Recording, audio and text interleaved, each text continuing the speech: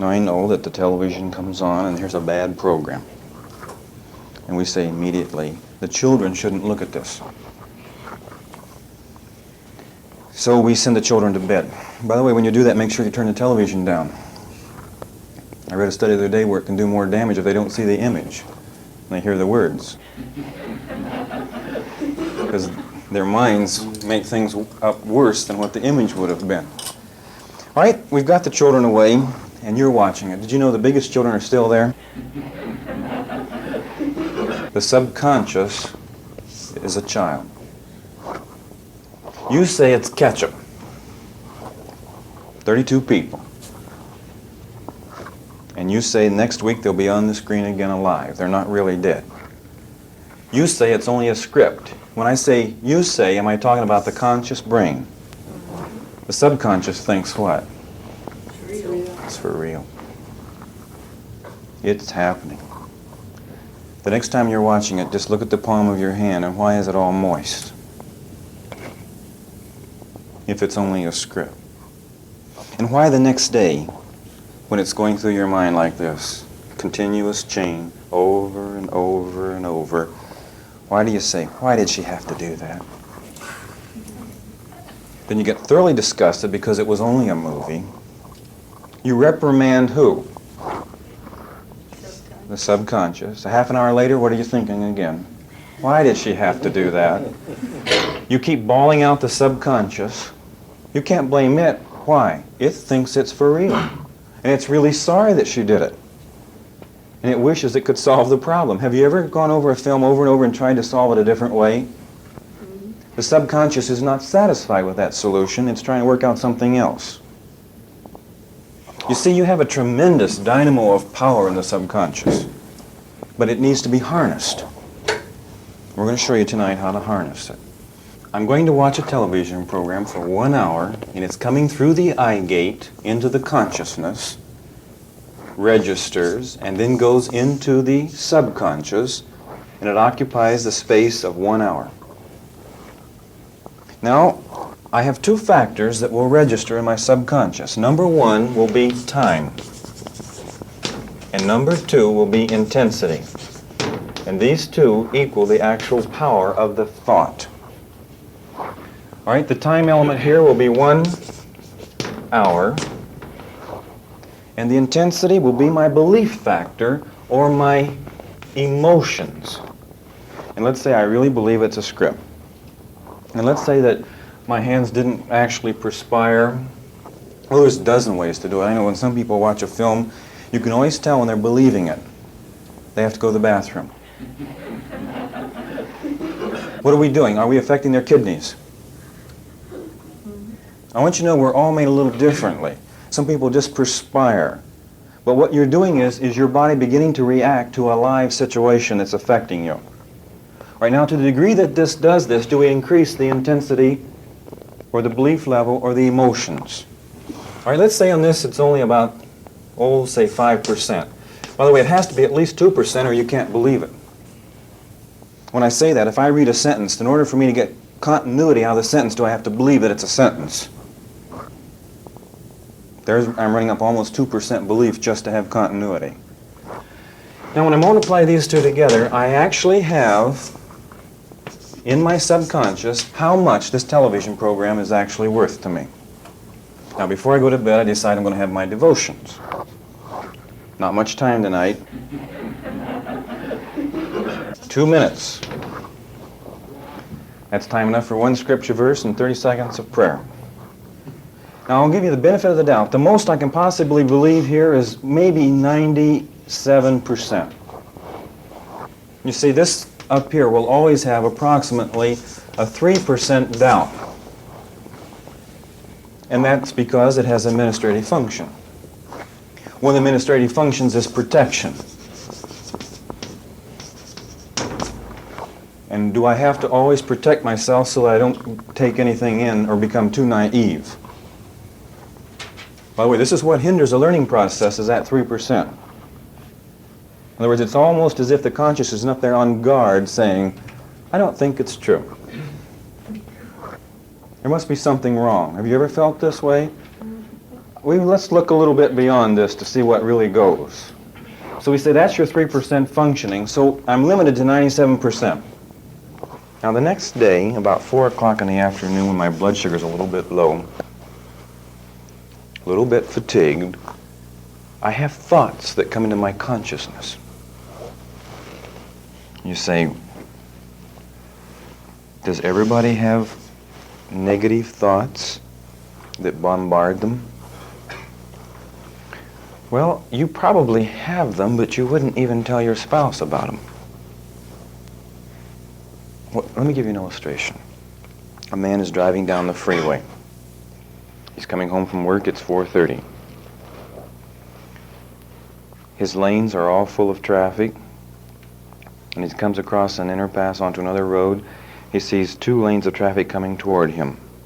Suddenly, for no reason whatsoever, he gets a feeling to take the steering wheel of his car and turn it into the oncoming traffic. Now this lasts a millionth of a second, and he immediately censors the thought. It's ruled out, and he drives on home relaxed and happy, meets his family, and everything's all right. How many of you have actually had, we'll see how honest we are tonight, have actually had similar types of momentary urges? See your hands. I think it's good for you to be honest. I happen to know that if you didn't raise your hand, you still have them. I mean, this is part of life. Now, why can't you tell your spouse? This is interesting. You don't want them to think you're crazy. So you have to keep all of these things inside of yourself. But I'd like to know, where do you think the thought came from? It came from this 1 hour of television you watched. In other words, we say that there had to be a harvest going on in the subconscious, and it had to be a negative harvest. The conscious brain immediately overruled it. In so many words, told the subconscious, you'd better straighten out down there. We're running a different kind of a show up here than what you've thought. The subconscious says, well, I wouldn't know by what you've been feeding me lately. I thought this was in a war situation. It might be better to get ourselves clear out of it. In other words, never blame the subconscious. I've heard a lot of people tell me it's a big black river. And one of these days when you're not watching, it'll take over. Remember, it is a machine. And it only does what the conscious brain tells it to do. Now, being a machine, can I control it if I want to? Absolutely, I have complete control of it. I'd like to show you how. What if I have a fear? I know immediately it could either be a nightmare or it could be a fear. Then do I know I have negativism in my subconscious? Let's make sure we know that when you do have thoughts that come into your brain, where do they come from? Well, I know some people like to say out of the blue. Other people say a little imp sits on my shoulder all day long and he shoots arrows into my subconscious. I would like for you tonight to face the full facts. They come from your subconscious because you allowed them to go in there. In other words, they are coming from your subconscious into your consciousness. Now, the minute one of these comes into my consciousness, do I have feedback? Even though it's negative feedback, is it very valuable to me to know that I've got a harvest coming onto my subconscious? We can understand this same concept by going to electricity. We have as our power factor watts. Over here we're going to have volts times amperage. If you don't understand electricity, take a garden hose. You got the same principle. You'll have the amount of water going through the diameter of the hose, and you'll have the actual flow of the water, which will give you the same factor here as our watts. So we're saying then that my time is my amperage and my intensity is my volts. So therefore, if I multiply volts times amps, I have total power, which is watts.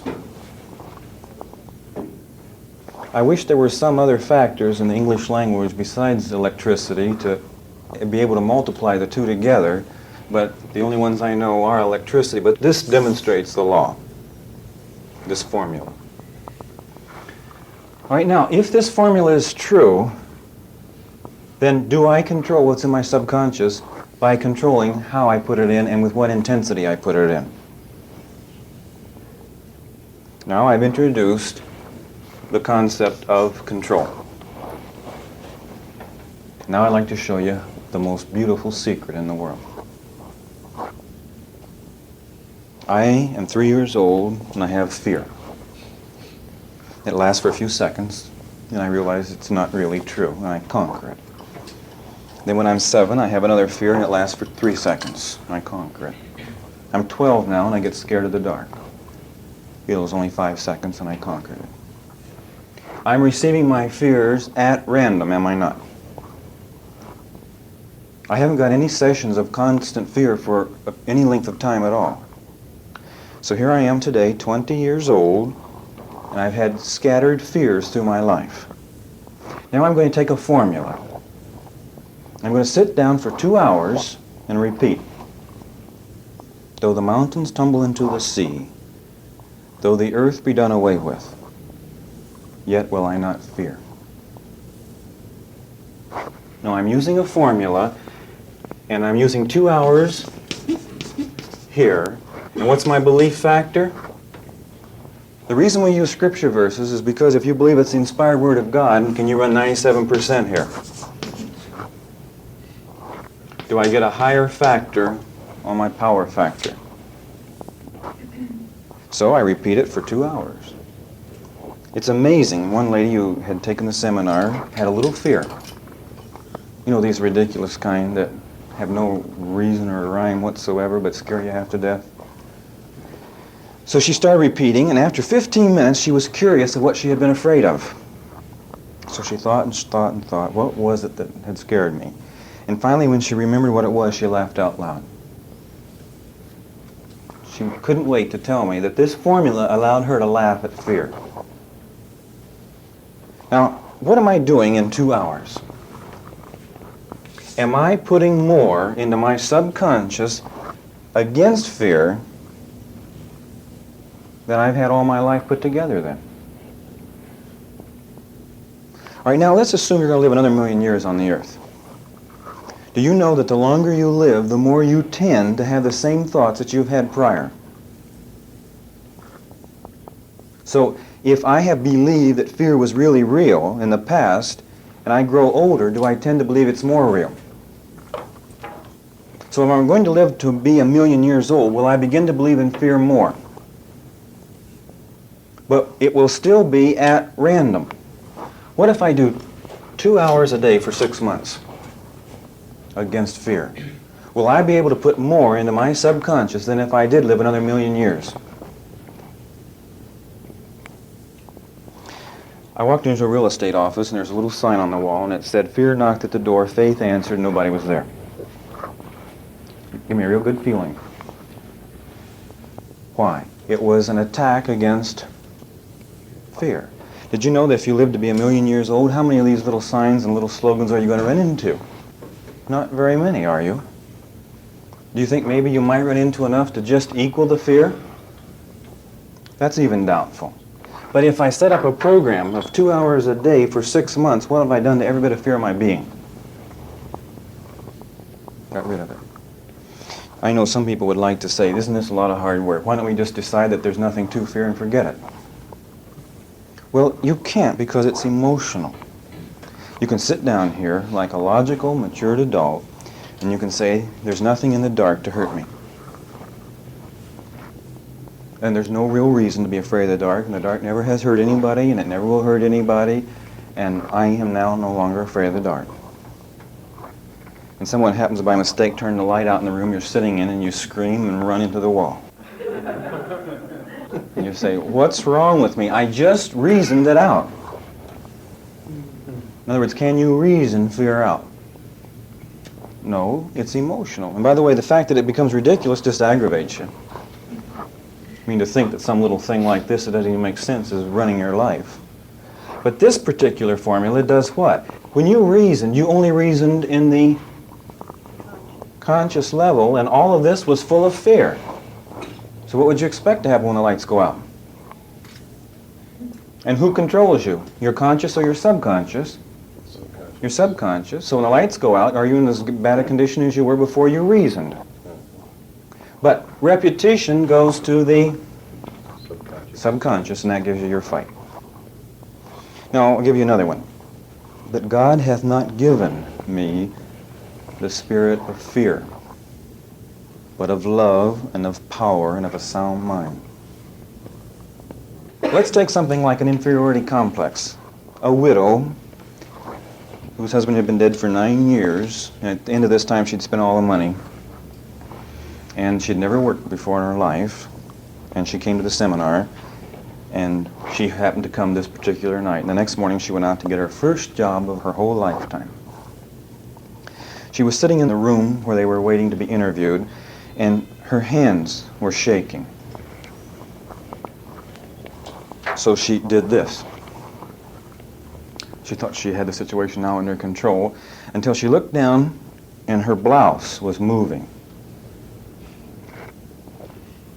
She realized that it could be seen. Her heart was really thumping. So she took her hands like this and put them up over her heart. Then she realized that sitting there like that looked kind of ridiculous. So the next thing she thought I better do is get out of here before I ruin everything. And just as she got up to run, she remembered the seminar. So she repeated, "I am invincible." Now, she said that that was almost enough to laugh about. A little frail woman sitting there shaking like a leaf saying, "I am invincible." But she wouldn't let any other thought come in her head, and for 15 minutes she said, "I am invincible."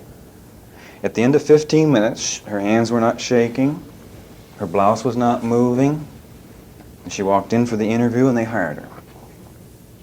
A week later, the boss came by and he said, "I bet you're curious to know what we were looking for when we were interviewing you ladies last week." She said, "No, what were you looking for?" He said, "Well, the girl we had in here before had no confidence at all.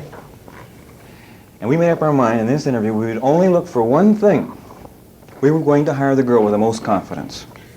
And they said, "You had the most confidence of any girl we interviewed." Now, to this day, she's never told them the truth. But really, she has confidence now. That particular office has one of its functions as rentals, and she has doubled their business in 1 year. So she has confidence. But it was a simple little formula that she used. I use repetition all day long. I spend 70% of my time talking to myself. You laugh, but we all do. That's the minimum. Now the next question is, what do you say to yourself all day? If you are doing repetition like, "I can't do that," "times are bad," "money is tight," "I feel like I'm going to crack up," "it's about time I have a nervous breakdown," what's going to happen? All those things. Whatever you tell yourself is what's going to happen. In other words, you program yourself by the conversation that you give to yourself. So I'm suggesting that you use a formula of repetition. There's a psychiatrist in New York who is not a Christian, who has a very good practice. And if you were to go see him with a nervous breakdown, he would want to know if you were a Christian or if you were not. If you told him you were a Christian, he would say, "I have a formula for you that will solve your problem." Now, a nervous breakdown is when my hands are all knotted. And to solve a nervous breakdown is when I let go. Because the basic cause of a nervous breakdown is pretending you're God. And it doesn't take very long if you're going to play God to crack up. You just finally what? If you're going to keep believing you're God, do you keep adding responsibilities on your shoulders? You keep nodding up, and pretty soon can you take it any longer? No. So he would tell you, for 2 hours every morning, you're to repeat, "Trust in the Lord with all thine heart, and lean not on thine own understanding." Now, what if you say you're not a Christian? The same formula, only got 2 more hours in the afternoon. Now, can you see why? If you are a Christian, will you be running maybe 97% factor on your intensity? If you are not a Christian, this might drop to 20%. Therefore, I've got to increase the hours to get the same power structure. It's amazing the way this formula works, because you can actually change moods, feelings within a few hours. I'll give you an actual illustration. One morning, I picked up the phone, I called somebody, and they said, "Boy, are times ever bad. Money is tight." And I didn't really believe it, but I thought, it's too bad they believe that. Called up someone else, and he worked in a personnel office, placement office here in town, which catered mostly to the lumber industry. This was over a year ago when the lumber industry was just about stopped. And they weren't placing anybody. And he gave me a tale of woe. And you say, did it just happen the rest of the morning that this is the kind of phone calls I had? Yes. And so that afternoon I was in my car headed for Eugene for a seminar that night. And as I was driving along, all at once, a thought came to me. Right out of the blue, as if I had nothing to do with it, we're going to have depression. Then immediately I know, well, we can't have a depression. The government controls the economy. Recession for sure then. And all at once I realized that my subconscious was doing what? Giving back digested information that I had allowed to go in unchecked that morning. Now, could I blame the subconscious? No, it was just taking the material that had been fed into the computers and it had digested it, and from the material that had been fed in that morning, the only conclusion it could come up to was recession. Now, if I really believed we were going to have a recession, was I the man to give a seminar in Eugene that night? No, you see, there was a class was about half real estate people, and they had already come to that conclusion. The real estate market was bad, and they knew it. So I started a system of repetition. I believe that the times are better than ever, and that tomorrow will be a more golden day than today. I believe that now is the best time to be in business that there has ever been in the history of the world. I believe that people are wanting to spend their money, and they have complete faith in the government and the economy. Then I go on and top it off with some icing. I believe that God created everything in love and beauty with a happy purpose for me. Then I add some more on it. I believe that God has willed to bless me, and nothing in the world can stop him, including me, with all my negative thoughts right now. Now, you know, when I pulled into Eugene, I felt like somebody had just given me $1 million. They hadn't. But I had a feeling that things were just wonderful, and they were just about ready to break. I went and gave a wonderful seminar that night. I want to tell you what happened. One real estate firm who had been saying that money was too tight to put a deal together found money in California, not only enough for their own needs, but enough for all the rest of the real estate firms in Eugene, and they received a finder's fee. It was this extra income that they couldn't have had any other way. In other words, every time they placed a mortgage for some other broker, they received a commission. Also, that following week, 3 deals were put together, and 2 of them were over $100,000, and 1 of them netted $30,000 commission.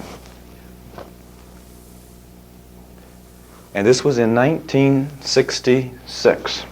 If you're in a real estate business in 66, you're supposed to quit and wait for better times.